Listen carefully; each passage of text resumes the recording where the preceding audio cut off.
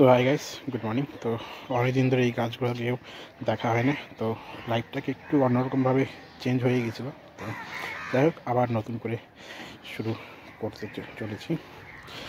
তো এখানে দুটো তিনটা আম ধরেছে ছোটো গাছে, আর এদিকে সুন্দর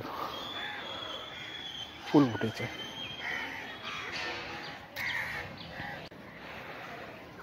তো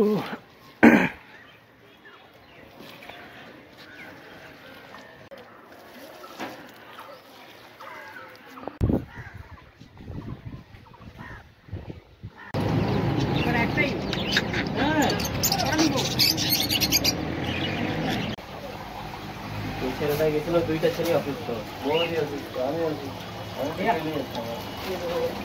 বলবি তো গেছি যে